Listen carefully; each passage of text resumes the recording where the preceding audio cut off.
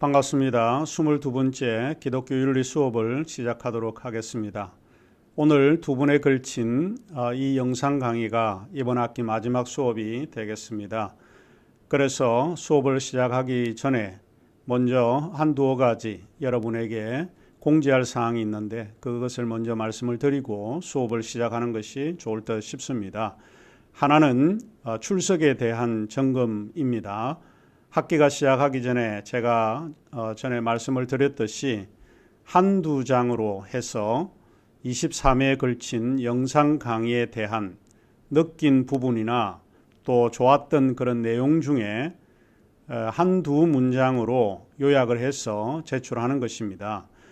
그리고 기말시험에 관한 두 번째 공지사항인데요. 이번 기말시험은 다음 23번째 강의에 나오는 이 기독교 윤리의 결론 부분입니다. 물론 우리가 중간에 여러 가지 낙태 문제도 다루지 않았고 동성애 문제도 다루지 않았고 사형제도라든지 안락사 문제와 같은 이런 생명과 연관되어 있는 문제들을 다루지를 않았습니다. 그럼에도 불구하고 결론적으로 제가 생명의 기독교 영성이라고 하는 부분과 또 포용의 윤리에 대해서 결론적인 부분으로 제가 언급을 했는데 이 23번째 강의, 다음 강의가 되겠죠. 23번째 강의를 듣고 내용을 요약을 해서 여러분의 생각을 간단하게 덧붙여 주셔서 제출을 하시면 되겠습니다. 기말시험에 대한 분량은 A4 용지 2페이지 내외로 간단하게 작성을 해주시면 될 것 같고 제출할 곳은 저의 교수 이메일인데 sdchung 그 다음에 @kbtus.ac.kr 밑에 자막이 나가니까 그것을 보시고 제출을 해주시면 될 것 같습니다. 제출 마감일은 12월 15일이 되겠습니다. 제출하실 때에 출석을 위한 2장 정도 작성한 페이퍼도 함께 제출을 해주시면 좋겠습니다. 자, 그러면 기독교 윤리 수업을 시작하겠습니다. 지난 시간에 이어서 우리가 성에 관한 기독교적 입장을 살펴보고 있는데 지난 시간에는 존 칼빈이 생각하는 성에 관한 이야기를 살펴보았습니다. 개혁주의 전통에서 성에 대해서는 어떤 생각을 가지고 있는지 칼빈을 통해서 잠시 언급을 해드렸고 이 시간 이어서 계속해서 기독교 역사에서 나타나 있는 성에 대한 이야기가 어떻게 전개되고 있는지를 우리가 살펴보도록 하겠습니다. 기독교 역사에서 성에 대한 일반적인 생각을 우리가 요약해 볼 수 있는데 아마도 이렇게 말할 수 있지 않을까 싶습니다.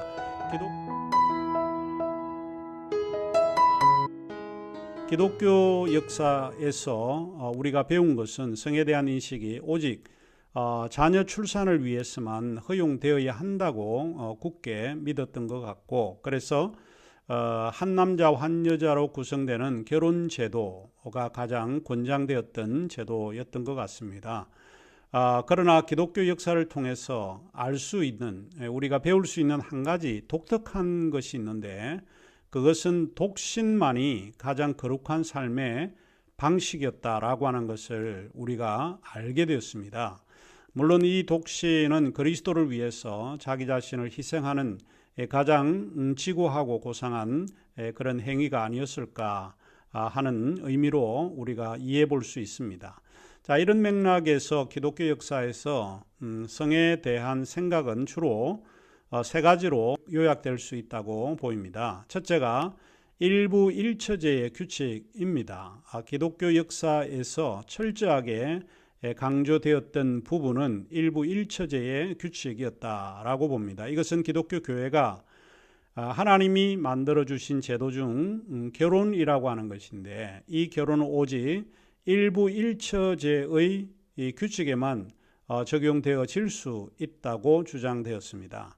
그리고 두 번째가 동성관계를 인정하지 않은 것입니다.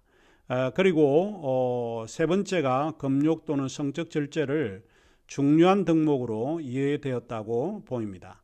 오늘날에도 이러한 세 가지 생각이 그리스도인들 가운데 여전히 남아 있다고 보입니다. 그리고 그러한 일부일처의 규칙이라든지 동성관계에 대한 반대, 그리고 금욕이나 절제의 미덕 등과 같은 생각이 여전히 그리스도인의 삶에 이르기까지 영향을 미치고 있지 않나 합니다.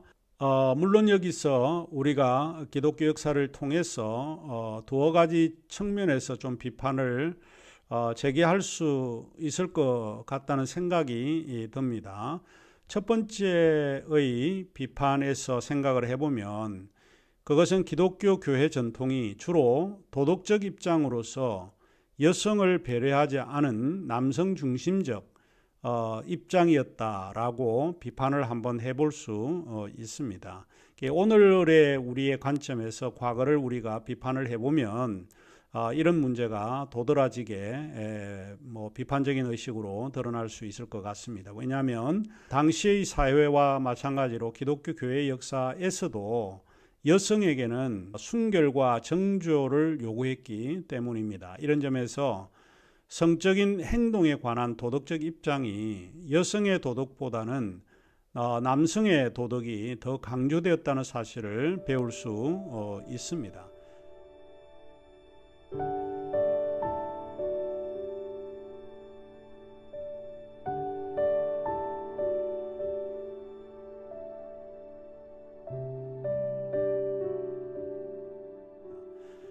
프랑스 철학자 미셸 푸코는 이렇게 역사에 나타난 여성의 성에 관한 도덕을 다음과 같이 표현을 했습니다.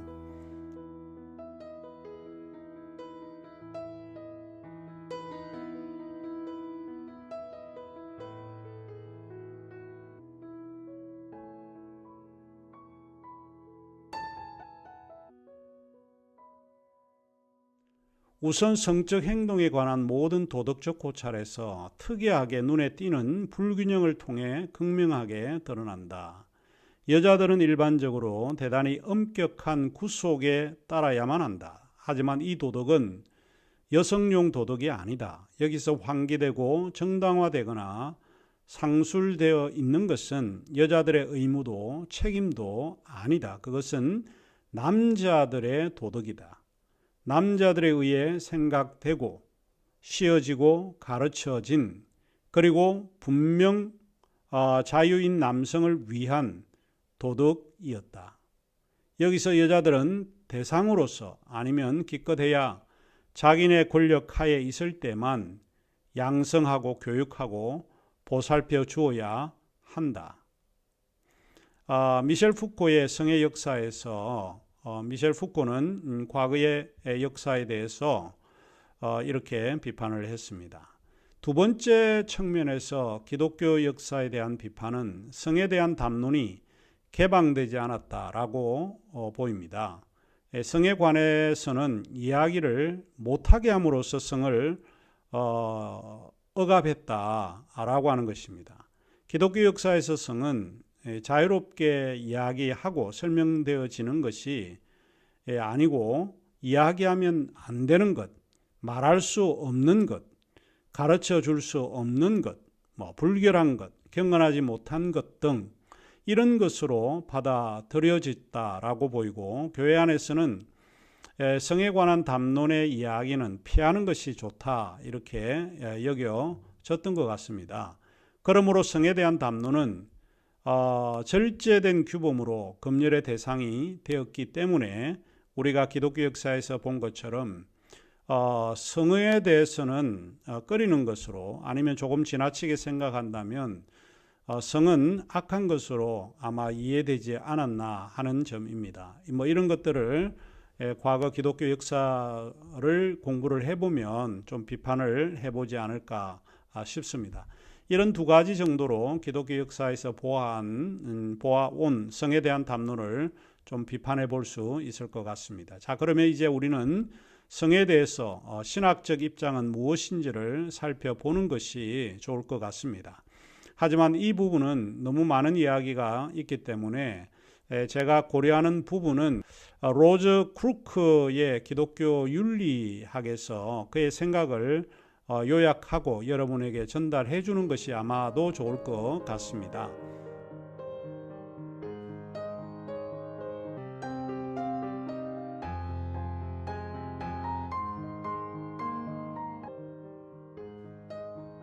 사실 이 문제를 다루기 위해서 로저 크루크는 이 책에서 성에 대한 신학적 의미를 언급하고 있고, 우리는 이 문제를 우선적으로 검토한 후에 우리들의 생각이 무엇인지 좀 정리해 보는 그런 시간을 갖고자 합니다.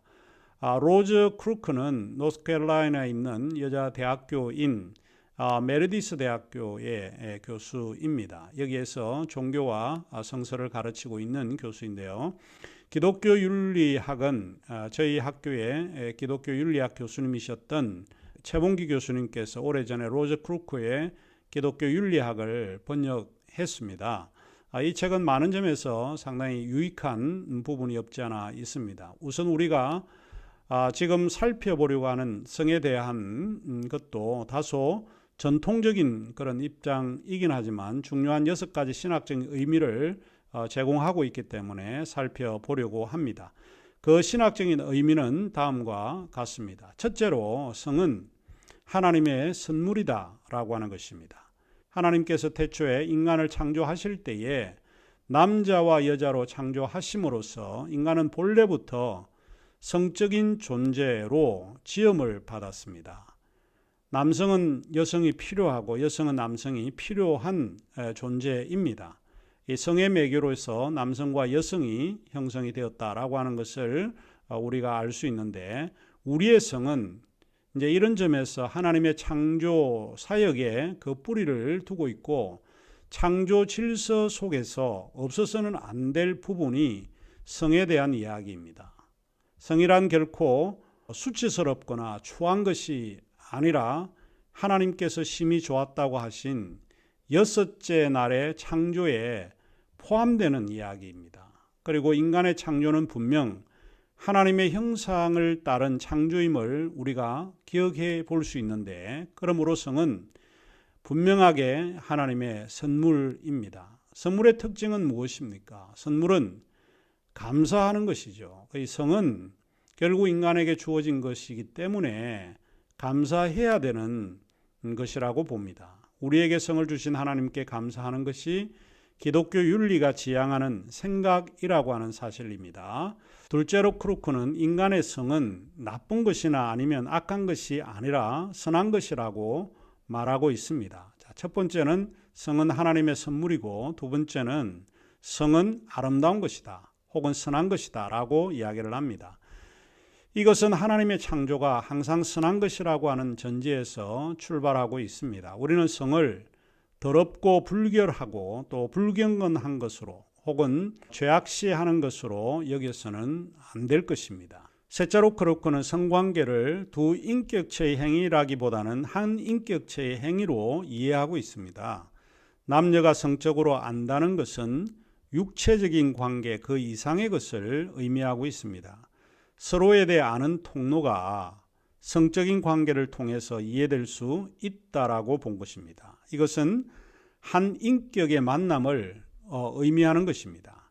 성경에서 최초로 언급된 아담과 하와의 성관계를 표현하는 단어가 있는데, 아마 구약학자들에 의하면 그것이 히브리어로 야다라고 하는 것입니다. 야다는 알다라고 하는 뜻입니다. 이것은 창세기 4장 1절에 여러분이 보시면 참조할 수 있을 것 같습니다. 이것은 단순히 어떤 행위가 아님을 보여주는 것입니다. 아담이 하와와 성관계를 맺는 장면을 히브리어 성경이 알다라고 이렇게 말한 것은 성경이 뜻하는 성관계가 단순한 성적 접촉 이상의 의미를 지니고 있다라고 하는 것을 볼 수 있습니다. 여기서 성관계를 통해 부부가 서로를 아는 것은 단순히 어떤 사실에 대한 인식이라든지 지성적 알물 이야기하는 것이 아니라, 그것은 실제적인 알무로서 남자와 여자가 육체적인 교제 이상의 깊은 교제 속으로 들어갈 수 있다는 것을 암시하는 말이기도 합니다. 따라서 부부간에 이루어지는 이런 인격적인 깊은 교제가 결여된 채로 이루어지는 일회성 성관계는 성경적인 본래 성과는 거리가 상당히 멀다라고 보입니다. 남자와 여자, 곧 남편과 아내 사이에 이루어지는 성관계는 단순한 육체관계를 넘어선 삶과 삶을 나누는 깊은 이해관계, 인식의 관계로 들어가는 통로와도 같은 것입니다. 넷째로 성관계는 어떤 목적을 가지고 있습니다. 크루크에 의하면 하나의 생산적인 기능을 한다는 것이고 다른 하나는 남녀의 연합을 유지하는 기능이 있다라고 보는 겁니다. 이 두 가지가 성관계의 어떤 목적을 우리에게 제시해 줍니다. 하나는 생산적인 기능이고 또 하나는 남녀의 연합을 유지하는 것. 이 두 가지가 성관계에서는 중요한 목적을 가지고 있다 하는 것입니다. 다섯 번째로 성충동은 억제할 필요가 있습니다. 남을 해치는 욕구는 도덕적으로 잘못된 것입니다. 마치 우리가 배고프다고 남의 것을 훔쳐 먹는다면 그것은 잘못입니다. 이것은 우리 기독교의 핵심 가치가 타인에 대한 배려라는 것을 이해하면 쉽게 이해될 수 있을 것입니다. 우리는 타인의 몫을 내 개인적인 성적 욕망을 통해 이루어서는 안 된다라고 하는 것을 지적하고 있습니다. 이처럼 성적 충동도 본능적이긴 하지만 그렇다고 해서 자신의 본능대로 타인의 몫을 정의롭지 못하게 뺏을 수 없고 또 남을 해치는 본능이어서는 더더욱 안 된다라고 하는 것을 가르쳐 주고 있습니다. 그리고 마지막 여섯 번째로 크루크는 이렇게 이야기를 합니다. 남녀 간의 성적인 관계는 인격적인 완전성에 근거되어 있으므로 어떤 동기나 태도에 의해서 판단되어야 한다라고 이야기하고 있습니다. 일방적인 행동은 전적으로 잘못입니다. 성은 상대방의 인격을 배려해야 합니다. 상대방의 인격성을 생각하지 않으면 이것은 굉장히 큰 문제가 될 수 있죠. 우리가 배제해야 되는 것은 강압이고 폭력이고 이와 같은 것입니다. 이것은 다른 인격에 대한 배려가 없기 때문에 일어나는 것이라고 볼 수 있습니다. 자, 이것이 크루크가 신학적인 의미에서 6가지로 우리에게 제시해 주는 내용입니다. 자, 이제 마지막으로 우리가 그러면 교회는 이 성에 대한 담론이나 이 성과 연관되어 있는 이런 주제들을 어떻게 이해하고 어떤 방향으로 이끌어 가야 할지 그 문제를 우리가 한번 살펴보도록 하겠습니다.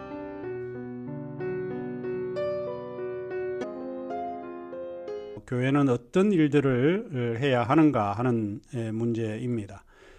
교회 공동체는 성의 문제에 대해서 어떤 일을 해야 하는가?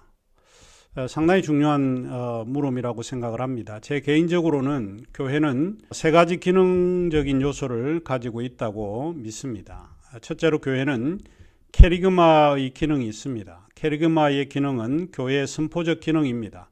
매주일 교회에서 행하는 설교 이와 같은 것이 캐리그마이고 또 성경 공부 이런 것이 말씀에 대한 선포, 즉 강단의 사역이 중요한 요소입니다. 우리는 이 캐리그마 사역을 통해서 교인들이 말씀을 듣고 배우게 됩니다. 그런데 이 캐리그마의 그 기능에서 우리가 종종 배제하고 있는 부분이 있는데 그것은 성의 담론과 연관된 윤리적인 문제가 빠져 있다라고 하는 것입니다. 이런 구체적인 문제를 통해서 교인들은 성경과 더 가까이 갈 수 있을 것 같고 성경을 더 깊게 이해할 수 있다고 보여집니다.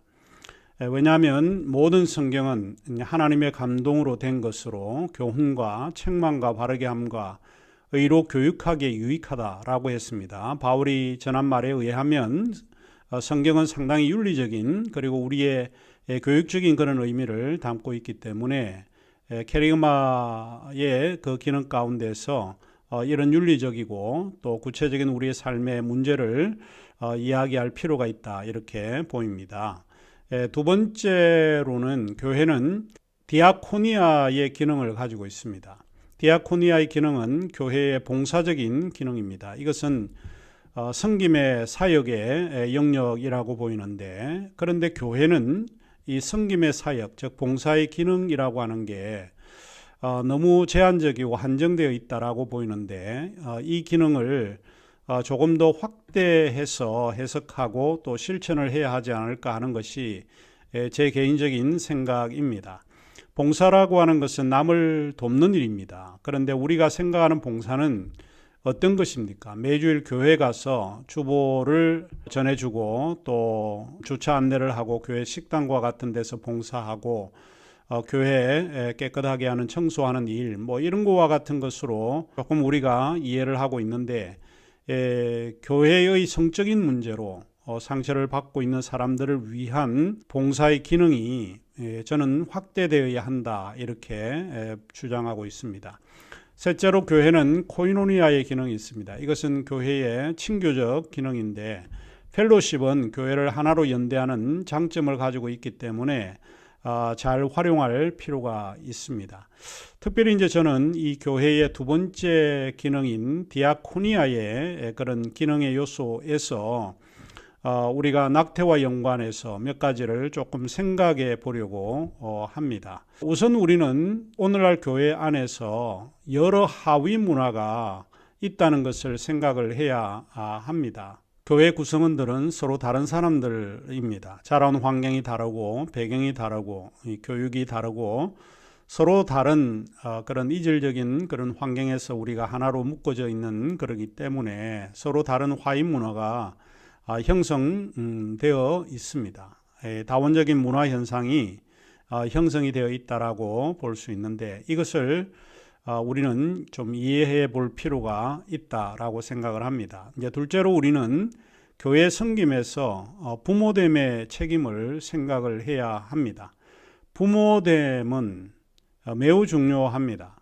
낙태를 방지하는 방법으로서 우리는 아이의 부모가 된다는 것이 무엇을 의미하는지를 교육해야 되고 또 잘 설명을 해 줘야 될 필요가 있다, 이렇게 보입니다. 교회는 부모됨의 교육이 굉장히 중요하다, 이제 그런 점에서 보이는데, 아직 10대와 20대이지만 부모됨의 의미에 대한 교육이 오늘날 교회 안에서 사실 부재한 그런 상태입니다. 나이가 들면 이미 자연적인 그런 신체 발달로 인해서 결혼을 하고 아이를 놓고 이렇게 가는 걸로만 생각을 하는데, 이렇게 될 때에 참 무책임한 부모들이 많이 양산되어질 수 있다라고 하는 것을 생각하게 됩니다. 그리고 세 번째 우리가 생각해 볼 수 있는 것은 고통당하는 자를 돌보는 사역이 필요하다고 보입니다. 이것이 두 번째 기능인 소위 디아코니아의 기능이 필요하다, 이렇게 보이는 부분이죠. 사실 죄에 대한 비난이나 정죄 문화에 익숙한지 모릅니다. 그러나 그것보다 더 중요한 것은 우리가 힘들고 어려운 사람들, 상실하고 죄책감에 사로잡힌 그들을 돌보는 것이 그리스도의 사역 가운데 가장 중요한 문제가 아닐까 싶습니다. 넷째로 우리가 이제 생각해 보아야 할 부분인데, 입양에 대한 교회의 의식 변화입니다. 사실 제 개인적으로는 교회가 입양의 문화에 대해 어떤 생각이 있는지 사실 궁금합니다. 10대와 20대의 미혼모들이 낙태할 수밖에 없는 상황은 사실 이러한 입양에 대한 의식이 낮기 때문에 그럴 수도 있겠다, 이런 생각입니다. 입양의 문제는 다른 아이를 키울 것인가 말 것인가의 문제가 아닙니다. 입양의 문제는 자녀의 의미가 무엇인지에 대한 그런 변화를 요구하는 것이라고 보입니다. 우리는 해외 입양으로 눈을 돌리고 있는데, 아직도 우리는 입양 국가로 소위 불명예를 입고는 있지만, 사실 우리가 이 문제에 대해서 깊이 좀 생각을 해 보아야 되지 않을까 하는 생각입니다. 아직도 우리의 문화는 국내 입양을 권장하고 있지 않습니다. 이제 우리가 눈을 돌려야 되는 것은 국내 입양 같은 것도 우리가 깊게 이제 생각을 해야 될 필요가 있는 것입니다. 왜 이렇게 국내 입양에 대해서 꺼리는 건가? 이것은 내 가족, 내 친족이라고 하는 혈육의 관계에서만 살펴보게 되고, 그것이 우리의 가족이라고 여기고 있기 때문에 그렇습니다. 우리는 혈육의 관계에서 이제 탈피해야 될 필요가 있는데, 교회가 주도적으로 이런 일에 앞장설 수 있지 않을까 하는 게 제 개인적인 생각입니다. 예수님은 어느 날 길을 가다가 많은 제자들에 의해서 이런 이야기를 듣습니다. 저기에 당신의 모친이 옵니다. 당신의 형제 자매가 옵니다. 라고 이야기를 합니다. 그런데 예수님은 누가 내 형제요, 누가 내 자매요, 누가 내 모친인가 이렇게 대묻고, 그리고 하나님의 뜻을 행하는 자는 다 내 형제요, 내 자매요, 내 모친이다 라는 주님의 말씀을 우리가 한번 생각해 볼 필요가 있습니다. 우리는 내가 낳은 아이, 내 가족, 그러니까 혈육에 의해서 맺어진 가족만을 내 가족이라고 생각을 하는데, 이제 하나님의 뜻을 행하는 모든 사람들을 내 가족으로 인정해야 될 그런 시기가 아닌가, 이런 생각을 해봅니다. 그래서 이제는 우리는 자녀의 의미가 무엇인지 다시 한번 깊게 교회가 고민을 해야 될 것 같습니다. 그리고 입양 문제도 사실 심각하게 문제가 되는 것은 입양의 차별 문제가 있습니다. 입양을 하려고 하면 많은 사람들이 부모를 먼저 확인을 합니다. 좋은 가정에서 나온 부모냐, 이런 어떤 그 자료들을 요구하고 있는 것이 있고, 또 장애가 있는가, 혈액형이 무엇인가, 이런 다양한 것들을 따지고, 또 입양의 문제에서도 우리가 또 다른 차별을 우리가 가하는 경우가 있는데, 이런 것은 좀 지양해야 되지 않을까 싶고, 그리고 무엇보다도 우리는 이제 부모됨의 의식 변화가 필요한 때라고 봅니다. 아이를 낳은 자가 부모가 아니라고 하는 것입니다. 사랑의 마음으로 돌보는 것이 진정 부모입니다. 우리가 여기서 이야기를 하지 않더라도 솔로몬의 그런 유명한 재판에서 누가 진정 부모인가 라고 하는 것입니다. 그런 것을 우리가 한번 생각해 보면 좋을 것 같습니다. 솔로몬의 판결에 대한 본문을 저희들이 읽어보면서 부모됨의 의미가 진정 무엇인지 한번 생각해 보려고 합니다. 솔로몬의 판결에 대한 본문은 열왕기상 3장 16절에서 28절에 나와 있습니다. 우선 이 본문을 살펴보면서 수업을 진행할까 합니다.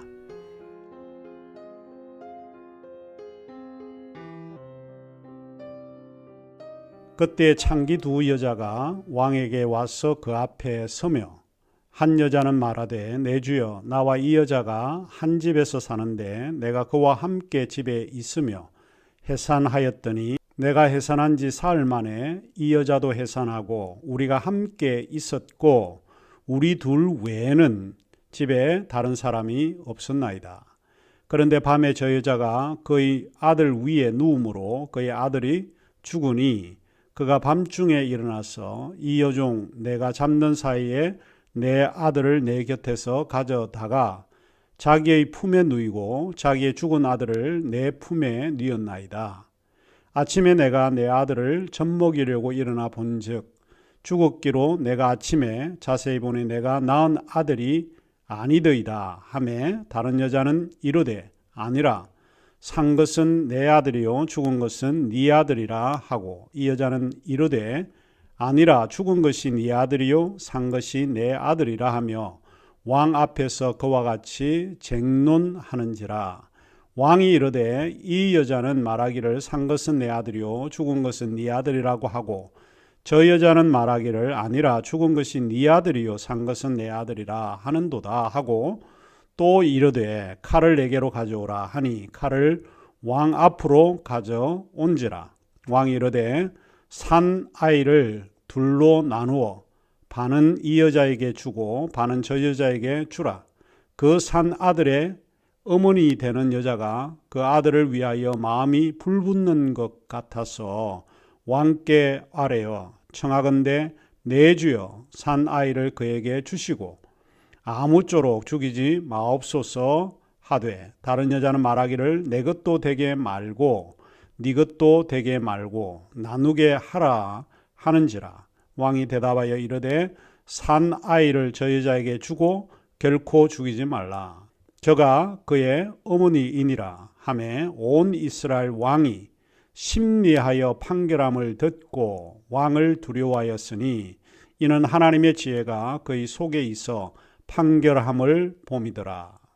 우리는 이 에피소드에서 한 아이를 두고 두 여자가 내가 친모다라고 하는 엇갈린 주장을 하고 있습니다. 난감해진 사람들이 솔로몬 왕에게 진짜 엄마를 가려달라고 간청합니다.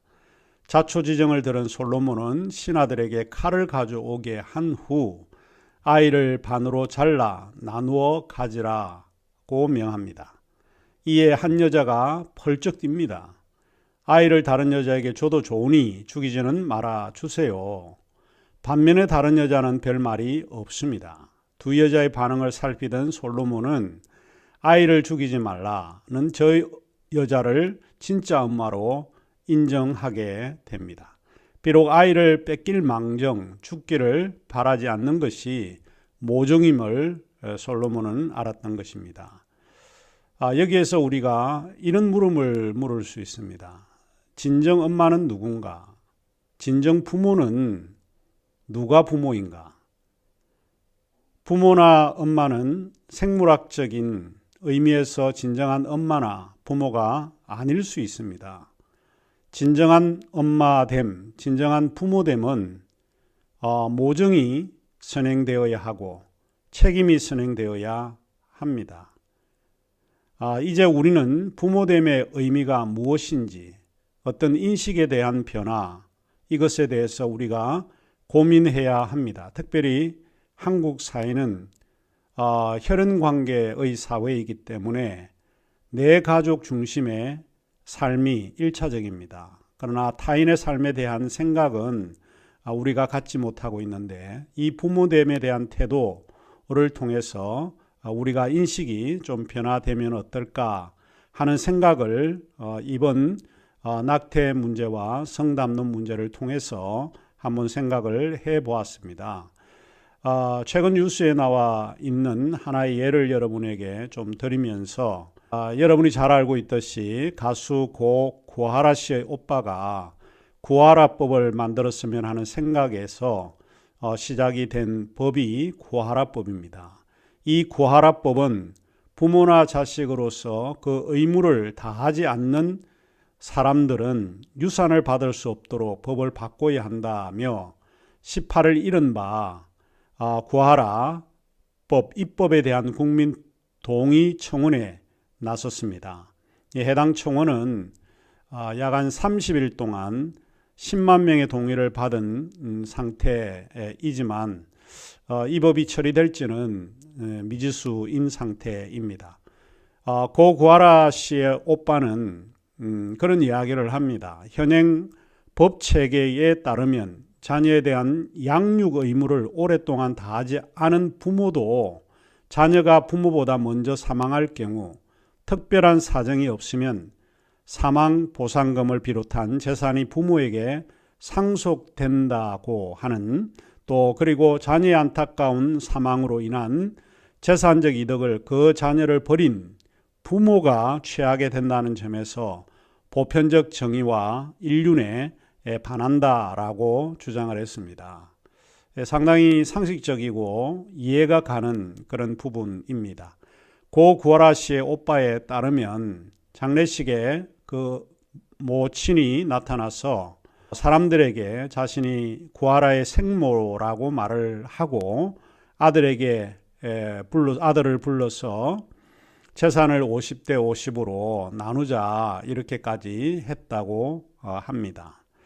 구하라법의 요지는 부모나 자식 그리고 자식 노릇을 게을리한 사람들은 유산을 받지 못하도록 법의 범위를 넓히자라고 하는 그런 취지입니다. 이에 담당 변호사들의 이야기를 들어보면 민법상 상속 결격 사유의 직계 존속 또는 비속에 대한 보호 내지 부양 의무를 현저히 해태한, 여기 해태라고 하는 이 말은 게을리한 겁니다. 해태한 자를 추가하자고 했습니다.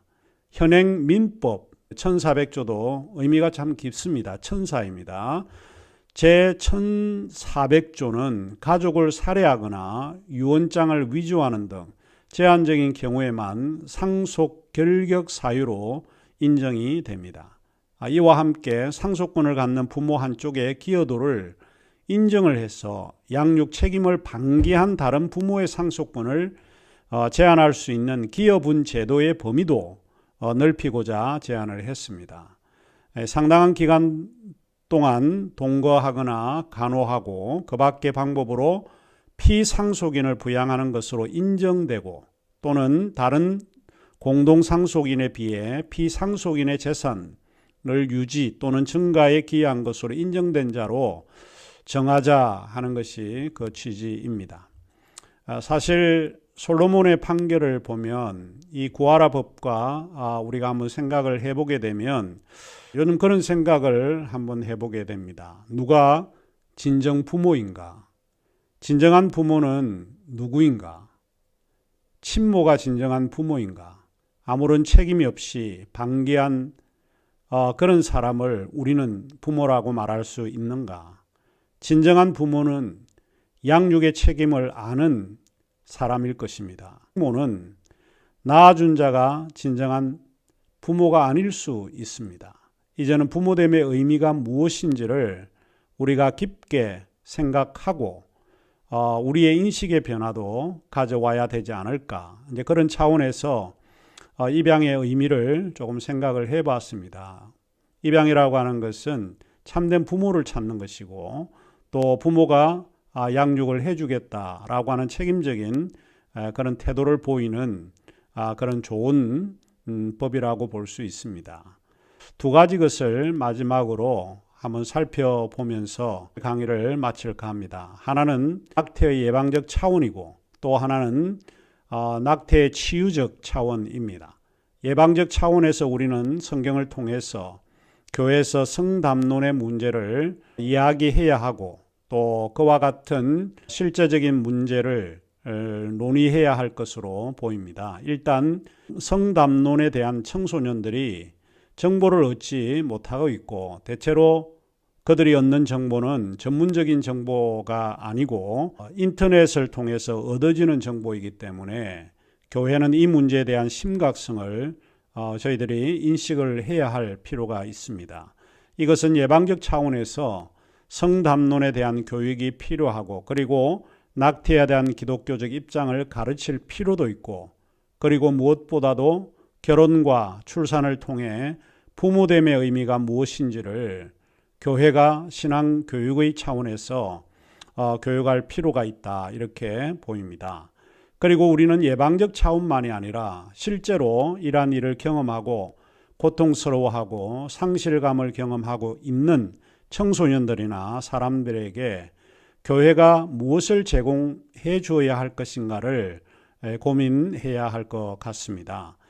우리 사회는 상당히 정죄적입니다. 남의 일에 쉽게 판단하고 단죄하는 태도를 보이고 있습니다. 하지만 기독교 신앙은 정죄적인 태도보다는 하나님의 은혜와 자비를 강조하고 또 자비를 구하는 신앙임을 우리가 기억을 해보게 되면 모든 사람들이 그리스도 안에서 이 받은 상처를 치유하고 또 상실감을 회복할 수 있는 그런 길로 들어설 수 있도록 좀 더 쉽게 이야기를 하면 예수 그리스도의 구속적 그런 은혜를 경험할 수 있는 그런 것을 좀 보여야 되지 않을까 합니다.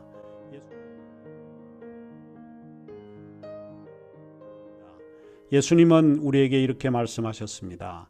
상한 갈대를 꺾지 않으시고 꺼져가는 심지도 끄지 않으신다 라고 하셨습니다.